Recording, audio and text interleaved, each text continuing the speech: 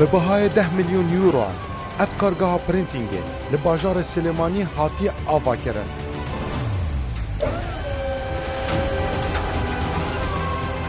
دکارت یک مهده 130 میلیون پاکتن درمانان درست بکن.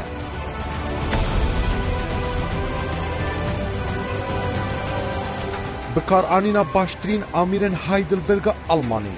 ده 24 دم جمیران ده و بکار آنینا 288 کیلوگرام حبرن رنگ و رنگ دکاره در روژه که ده 408 کیلومتران پرنت بکن.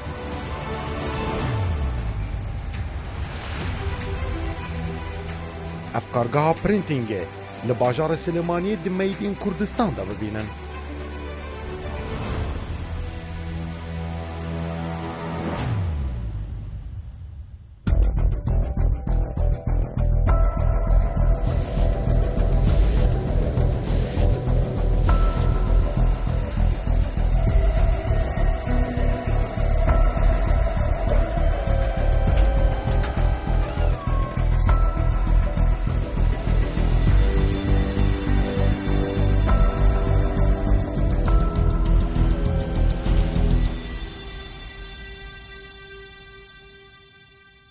آمیرک زیادتر از 105 سال بار پرینتینگ دا کار دکه. خدمت کام مازن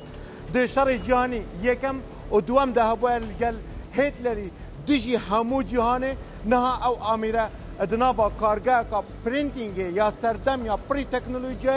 کار خو انجام داده. ادنابا میدین کردستان دا و دوی برنامه دل گل مبن امی نشانی و بدن بوکس کارتون هر تشتک به پرینت کردن چاوات پرینت کردن و چاوا افکارگاه کار دیگه دمیدین کردستان دا امی نشانی هوا بدن.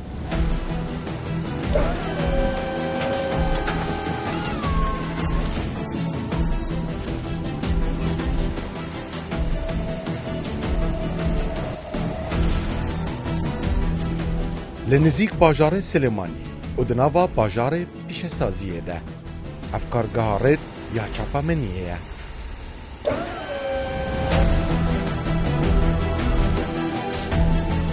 در سال 2020 ده افکارگاه لسر بر 3000 متر دوجا به بهای زیادتری 10 میلیون یوروان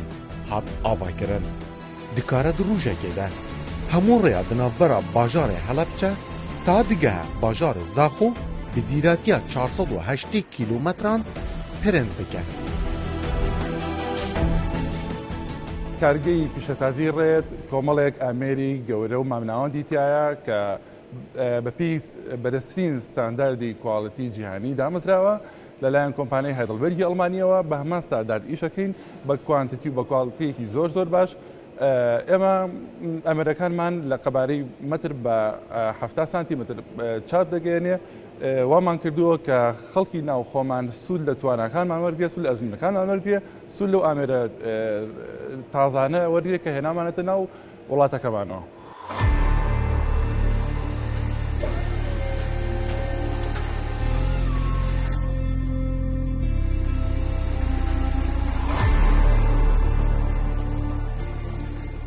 دناوا وی کارگهه ده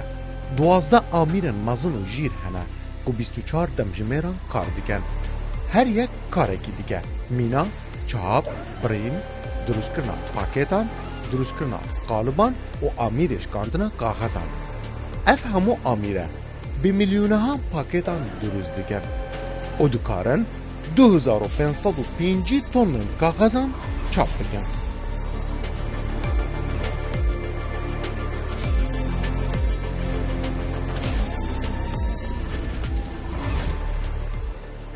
دوو لە هەرە ئامێرە باشەکانی چاپمەنیمان هێناوە لە جیهاندا کە هەرێکیان بڕەکەی نزیکی ملیۆنە دۆلارە بۆ سەرەوە. و ئەم ئامێرانە توانانە لە توانایدا هەیە کە ڕۆژانە هەر ئامێرێکیان 15,000 شیت لە سەعاتێکە بە چاپ بگەێنێ کە ئەمە لە ڕۆژێکە 360,000 شیتەکە ماگانەکەمان دەم لە 900,000 شیت دەتوانێت بە چاپ بگەێنێت. ئەمەش وا دەکات کە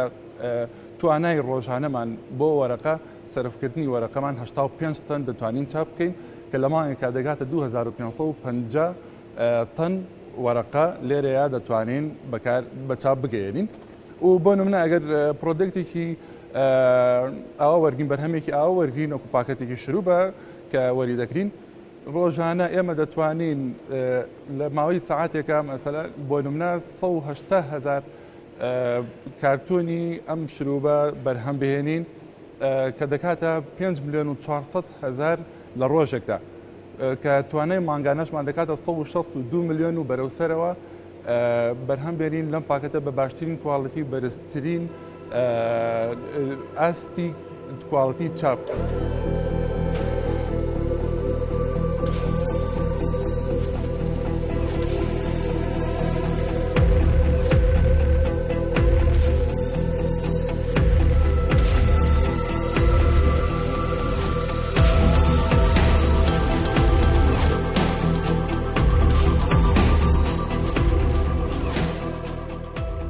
بروسيسا انجام دانا برنتيكي لهل ولاتكي وك هذا يعني لتفاء الدنيا ادنافا كارجين او هاي مازندا اگر كارك بيتك رنج عاليه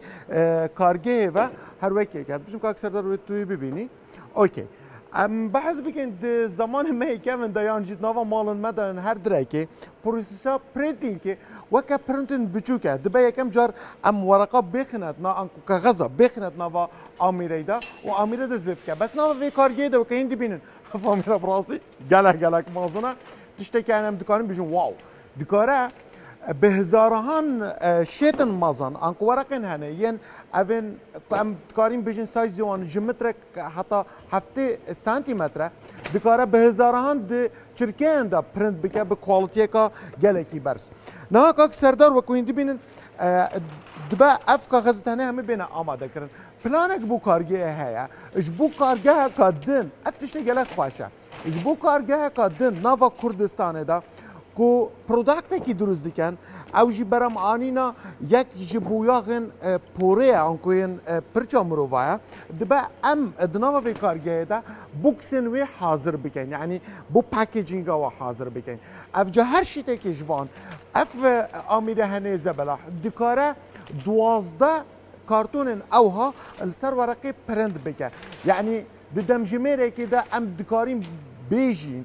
اف اميراني هنده مازن دكاره 18,000 ببورن صادو 18,000 كارتونه آماده بك اف جا بروسه الجلمه بن امت متين كردستان دا نشانيه وابدين كاك سردار شهر تبكم اها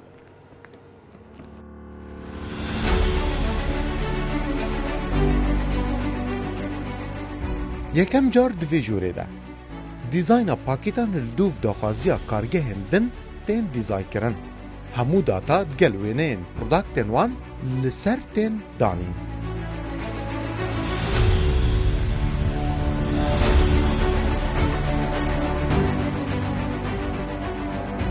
بنسبة ام جهازي سبيد ماستر جهازي ألماني بيشكوتوها 5 رنگا قياسي متر بحفتايا ام 5 رنگا لعالمها طبعي من لون 4 رنگا ليرة بويا 5 رنگ دانراوه بو رنجي إضافة أكرير رنجي تايبتا اگر رنجي تايبت معنها بو أتوانين 5 رنگ بخينا إيش بو رنگ تايبتك وهموي الأم جهاز قورية لشاشيشي بچوكا كوبوتو هموي إعازكان لشاشكا وأدري إعازي حبر دابزان و تايمدان و همو إيشاقاني لشاشيكا جهازكي بيشكوتوا و بليت بو منيت أي طبعك أخينا سر بليت لسر بليتك دوای یک دو عملیه أي بستين لجهازك ورقبو أو إيشاباركينو طبعا شي مليون معناته ليكاتا دوی بشیده دیزاینا پاکتان لسر وان شیتان تین چاپ کرن هیاش بو آمیر مزن یه چاپه بین آماده کرن و گواستن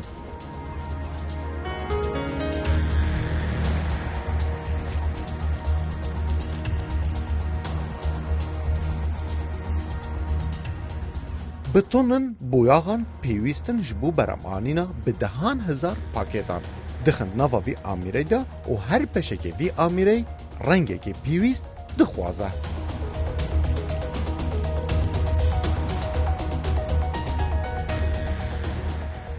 بوكو اميري ما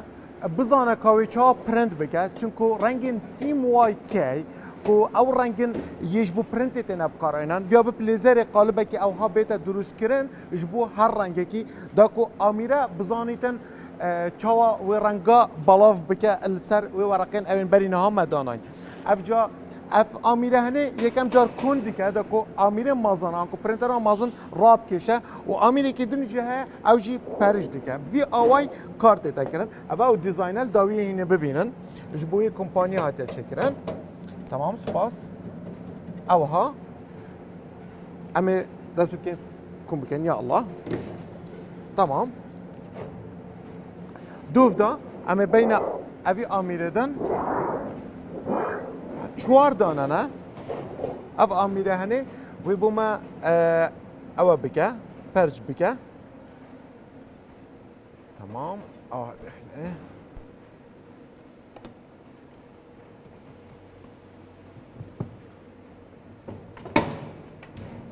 Neha her çar qalib hat dêne wê bêne amadekirin û dûv da wê biçe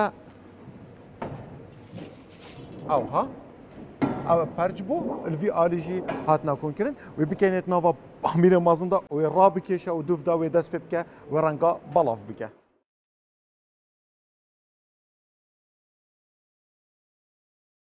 li her aliyekî vê kargehê û li ser her amirekî vê kargehê kar berdewam tê encamdan. Zêdetirî 35 karmendan di nava vê kargehê de kar dikin. Rojane bi dehan berhemên cuda û pakîteyên qebara mezin û biçûk berhem tînin.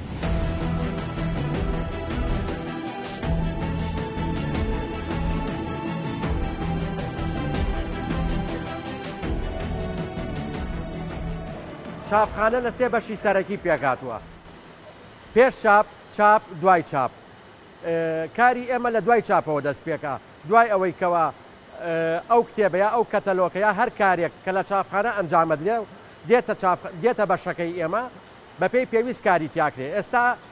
لە بەردەم ئامێرێکین ئامێری تەکسیری پێوترێ ئامێری تەکسیر کارەکانی شکانەوەی کتێبە یاخود مجللە یاخود هەر کارێک کەوا پێویستی بە شکانەوە بێت بێگومان ئامێری تەکسیر ئەتوانێت چەند کارێک پێکەوە ئەنجام بدات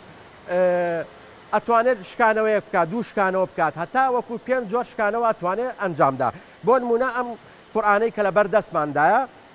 3 جار شکانەوەی بۆ ئەنجام درراوە بە پێی ئەو تەسمیمەی کە بۆی کراوە پێویستە کات 3 جار پشکێتەوە بەم شێوەیە شکانەوەی یەکەم بەم شێوەیە دەبێت پاشان بەم شێوەیە شکانەوەی دووەمی بووەکە پاشان بەم شێوەیە شکانەوەی سێمی بووەکە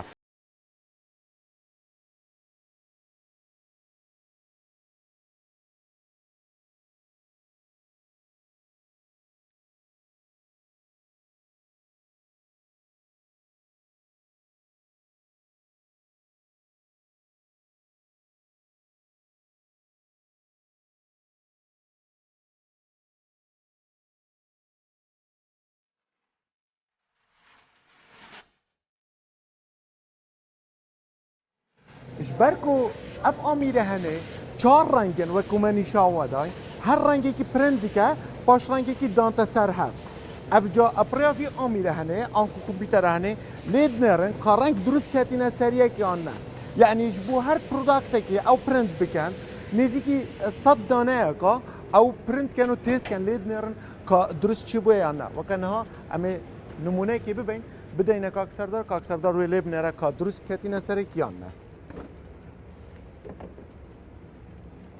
tam sakin oldu.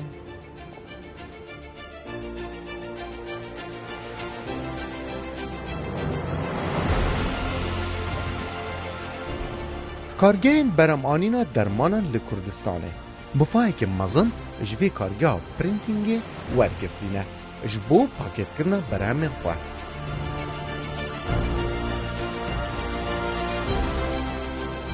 Rojane bi sedan hezar pakêtên cuda ji bo kargehên dermanan li Kurdistanê di nava vê kargehê de tên durustkirin. بەگشتی لە ناو کارگەی ئێمە کار لەسەر بە پاکێجکردنی بەرهەمەکان دەکرێت. بەرهەمە ناوخۆییەکان لە ئاسبەرز هەتاوەکو ئاستی ناوەند. ئەم بەرهەمانە بە پێی کۆمپانیاکان بە پێی جۆر و چۆنێتی ئێمە پاکەجیان بۆ ئامادەکەین. کاری پاکەتسازی تا ڕادەیەکی زۆر ئەندازەیە بۆیە لە ناو کارگەی ئێمەیە ستافێکی شارەزا کار لەسەر ئەم بەرنمەیەکەن.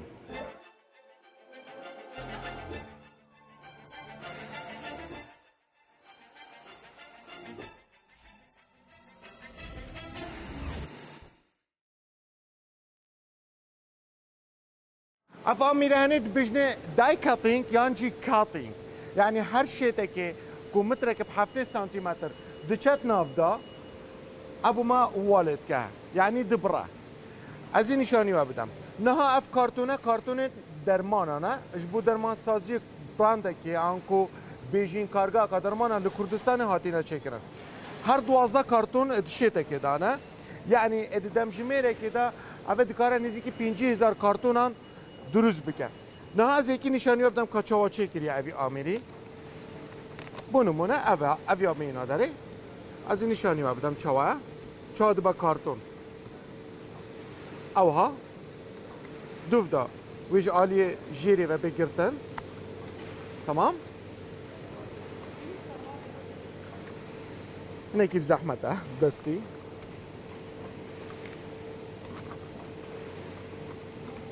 از این نشانی بدم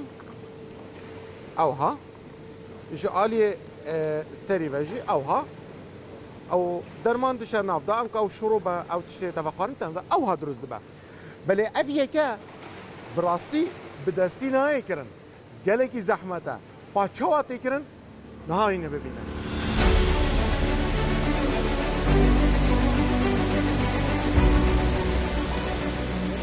اف آمیره دکاره ددم جمیره که ده 180,000 جوان پاکیتن درمانان ورپیچه و دروز بکه. هر پاکیت که جوانه تا به ورپیچان نزیکی 15 متران دناوا بی آمیره ده در باز ده تا دروز ببه.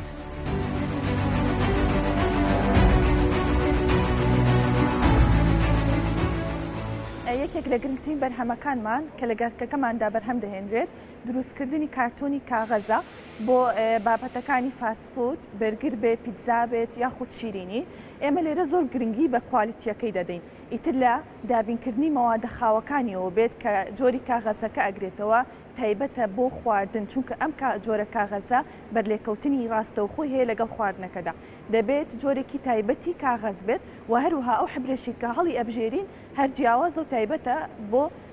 خواردن و ئەو کارمەندانەشی کە مامەڵە لەگەڵ کارتۆنی شیرینی و خواردنەکاندا دەکەن بە هەمان شێوە ڕاهێنراون بۆ ئەوەی کە بزانن چۆن مامەڵە لەگەڵ تەندروستی و سەلامەتی کارتۆنەکەدا بکەن هەتاوەکو دەیگەیەنینەوە دەستی کڕیارەکانمان.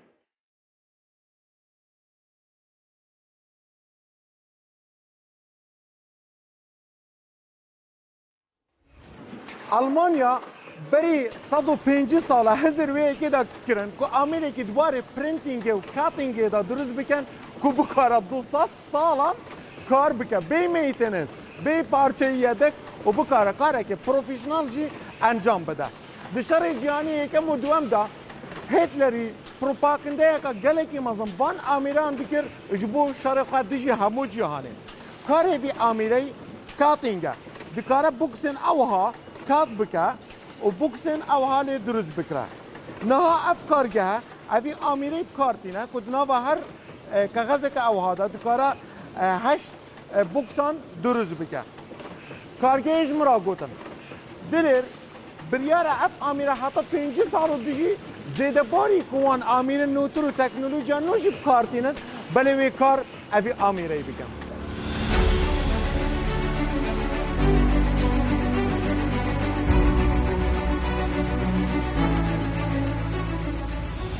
دیدگای ئێمە لە پاشەڕۆژدا ئەوەیە کە کارگەیەکی کارتۆنیش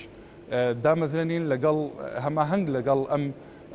کارگەی چاپەمەنی کاغەزەیە بۆ ئەوەی بتوانین هەموو کۆمپانیەکانی کە چ لە مەجای کارتۆنە کار دەکەن چ لە مەجای کاغەزە کار دەکەن بە هەردووکیان بتوانین دابینکەری سەرریکیان بین و لە ڕووی کاربەندەوە کارمەندەکانمان ئێمە هەمووی لەلایەن کۆمپانیای هەدڵبەرگی ئەڵمانیەوە ڕاهێنانیان پێکراوە لەسەر ستاندەری و کواڵەتێکی زۆر باش و ڕێژەی کارمەندەکانمان بە بەردەوامی 6 کارمەندە بۆ کاتی کارکردنی تەواوەتیمان و هەروەها وەکو ئێمە ئێستا سەرەتا دەمانەوە لە کوردستانەوە دەست پێ بکەین کە دوای ئەوەی کە ئێمە چونکە کارەکەمان لە توانایە هەیە کە دابینکەری سەرەکی هەموو کوردستان بێت بەکاربەرانی کوردستان بێت دواتریش بیرمان لەوە کرێتەوە کە بچین بەرەو عێراق.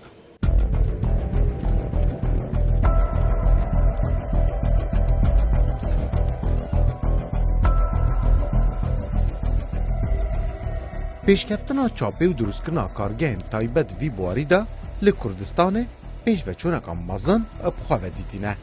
Her wiha dergehên mezin ji bo beremanîna pakêtan ji bo kargehên dinyên Kurdistanê ji bo beremanîna aytimên nû vekirine.